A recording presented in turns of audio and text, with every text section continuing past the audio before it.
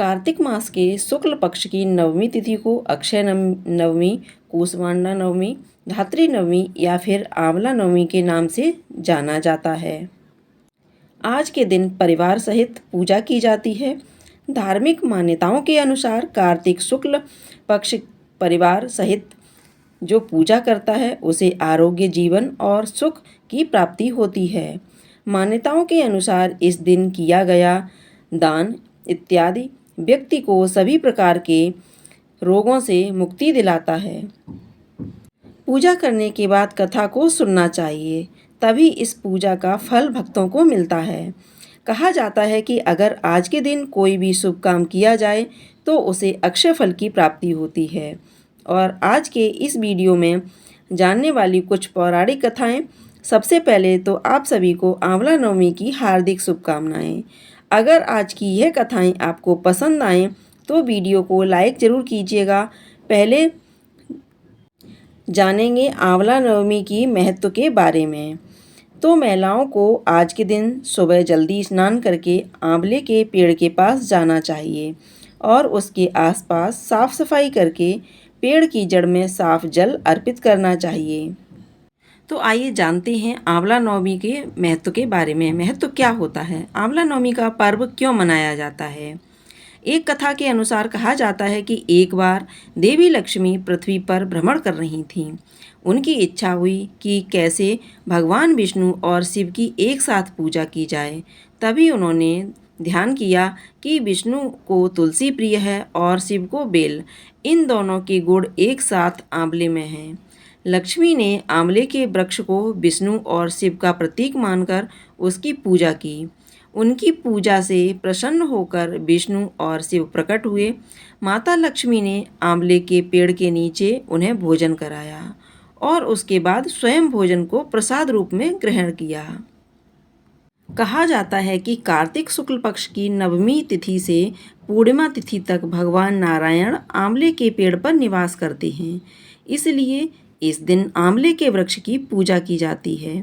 आंवला नवमी के दिन आंवले के पेड़ की छाया में भोजन करने को भी कल्याणकारी बताया जाता है।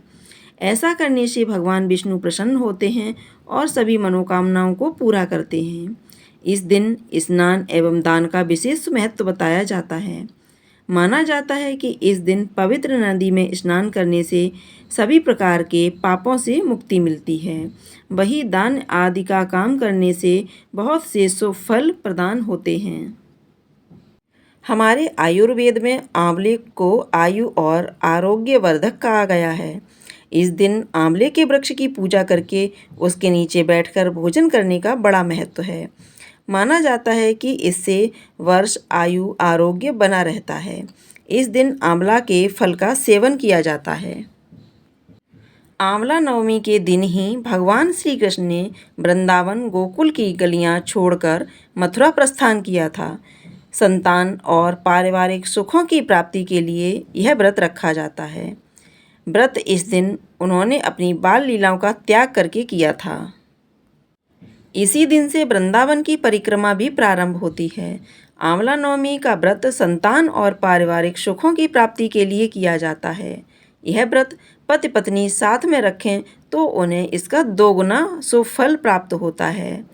आंवला नवमी के दिन स्नान आदि करके किसी आंवला वृक्ष के समीप जाएं, उसके आसपास साफ सफाई करके आंवले वृक्ष की जड़ में शुद्ध जल अर्पित करें। फिर उसकी जड़ में कच्चा दूध डालें या चढ़ाएं। अब आप सुनेंगे आंवला नवमी की कथा।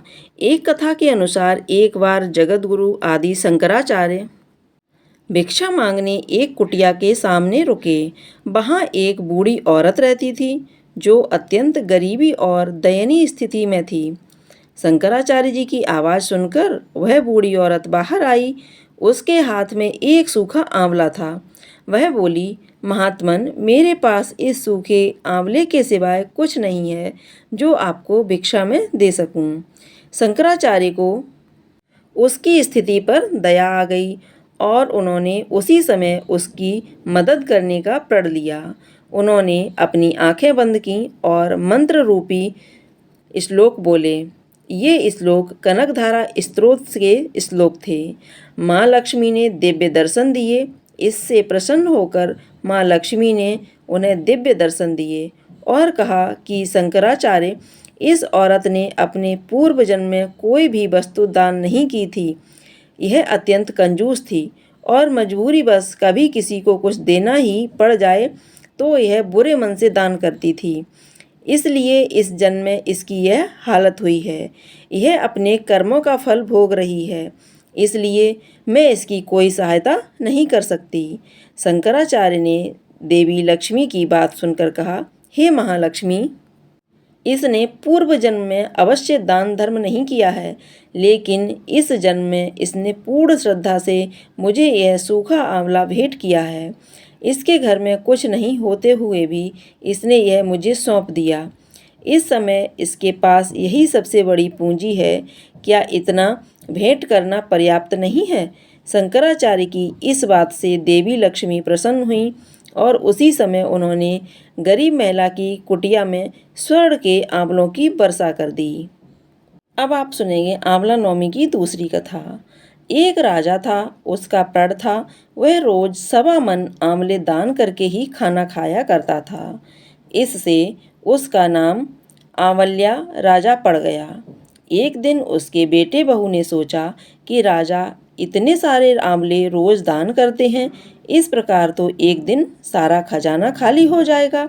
इसलिए बेटे ने राजा से कहा कि उसे इस तरह दान करना बंद कर देना चाहिए। बेटे की बात सुनकर राजा को बहुत दुख हुआ और राजा रानी महल छोड़कर बियाबान जंगल में जाकर बैठ गए। राजा रानी आंवला दान नहीं कर पाए और प्रण के कारण कुछ खाया नहीं। जब भूखे प्यासे 7 दिन हो गए, तब भगवान ने सोचा कि यदि मैंने इसका प्रण नहीं रखा तो इसका सत नहीं रखा तो विश्वास चला जाएगा। इसलिए भगवान ने जंगल में ही महल और राज्य, बाग बगीचे सब बना दिए और ढेरों आंवले के पेड़ लगा दिए।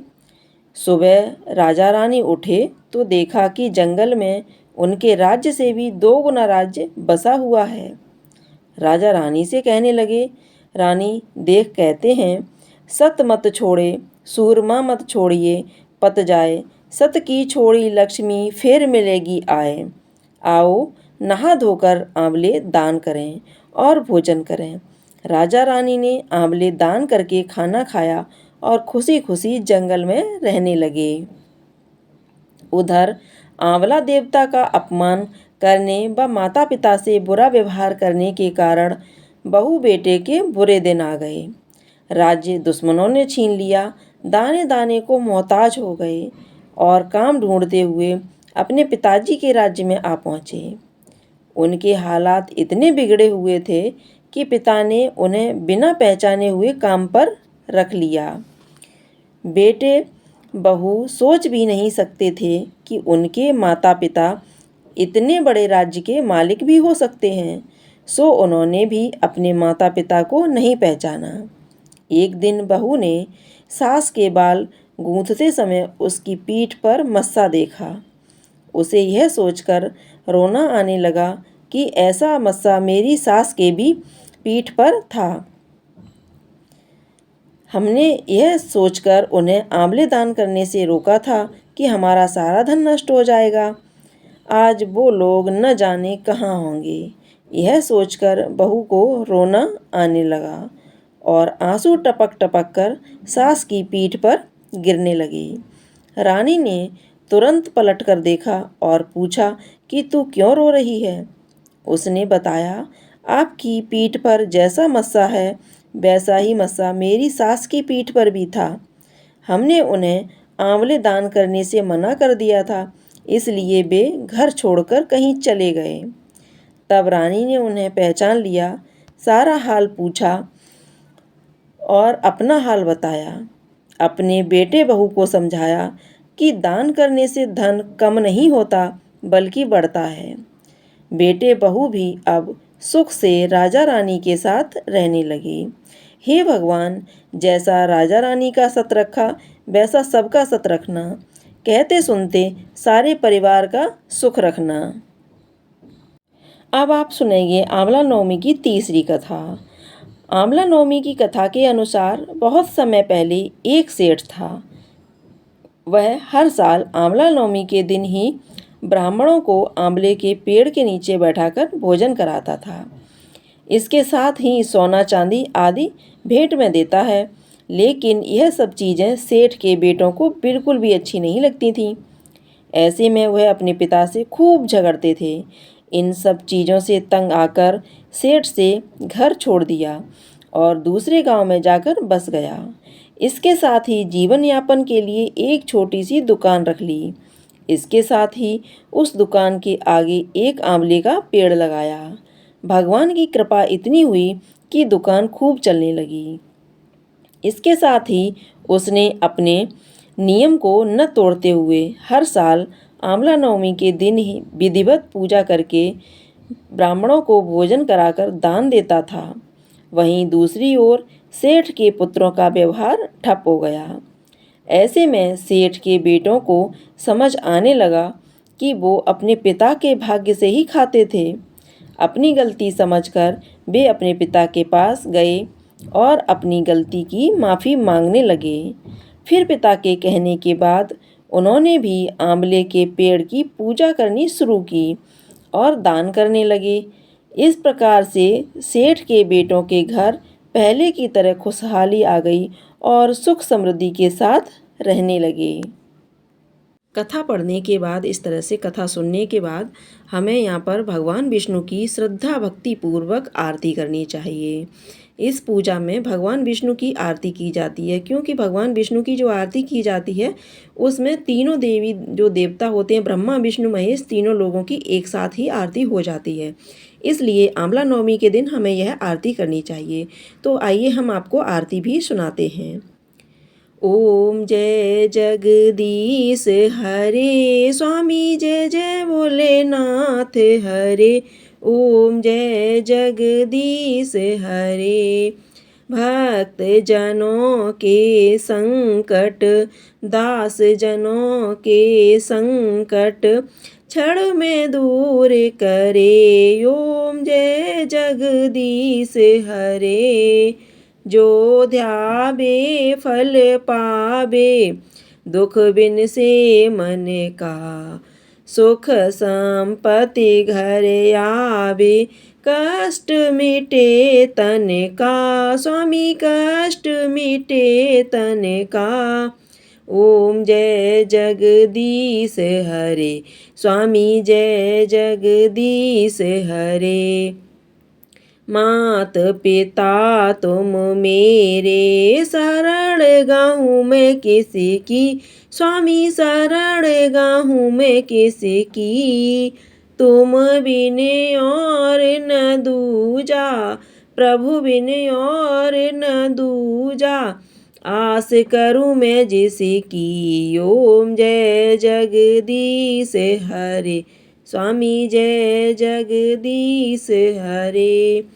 तुम पूर्ण परमात्मा, तुम अंतर्यामी, स्वामी तुम अंतर्यामी।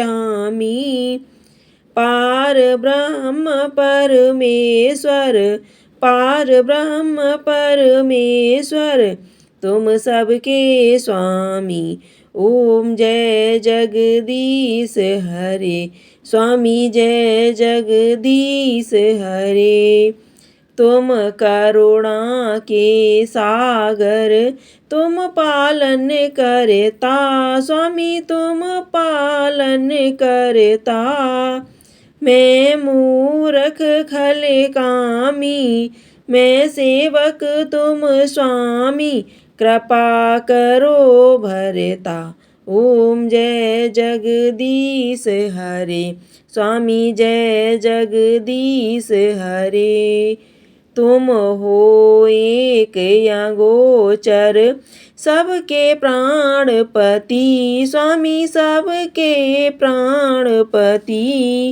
किस विध मिलूं दया मैं, किस विध मिलूं दया मैं, तुमको मैं कुमति ओम जय जगदीश हरे। स्वामी जय जगदीश हरे। दीन बंध दुख हरता तुम ठाकुर मेरे। स्वामी तुम रक्षक मेरे। अपने हाथ उठाओ अपनी शरण लगाओ। द्वार पड़ी मैं तेरे ओम जय जगदीश हरे। विषय विकार मिटाओ पाप हरो देवा। स्वामी कष्ट हरो देवा। श्रद्धा भक्ति बढ़ाओ श्रद्धा भक्ति बढ़ाओ संतन की सेवा। ओम जय जगदीश हरे। स्वामी जय जगदीश हरे। तन मन धन और संपत्ति सब कुछ है तेरा। स्वामी सब कुछ है तेरा। तेरा तुझको अर्पण क्या लागे मेरा। ओम जय जगदीश हरे। स्वामी जय जगदीश हरे। जगदीश जी की आरती जो कोई नर गावे। स्वामी प्रेम सहित गावे। कहत शिवानंद स्वामी जपत हरि हर स्वामी। मनवांछित फल पावे। ओम जय जगदीश हरे। स्वामी जय जगदीश हरे। तो दोस्तों, यहाँ पर आपको आंवला नवमी की कथा और आरती दोनों सुनाई गई हैं। अगर आपको कथा और आरती पसंद आई हो तो कमेंट बॉक्स में जय श्री हरि विष्णु अवश्य लिखिएगा। साथ ही साथ इस वीडियो को लाइक कीजिएगा, शेयर कीजिएगा। चैनल पर पहली बार देख रहे हो तो चैनल को सब्सक्राइब कर लीजिएगा। इसी तरह की महत्वपूर्ण जानकारी के लिए बेल आइकन को अवश्य दबा दीजिएगा। इससे आगामी आने वाली त्यौहार की जो भी नोटिफिकेशन है आपको टाइम से मिल सके। जब भी मैं कोई वीडियो अपलोड करूं तो उसकी नोटिफिकेशन आपको सबसे पहले मिल सके, इसलिए बेल आइकन को अवश्य दबा दीजिएगा। जय श्री हरि विष्णु। सभी लोग मिलकर बोलेंगे विष्णु भगवान की जय। बोलो माता लक्ष्मी की जय।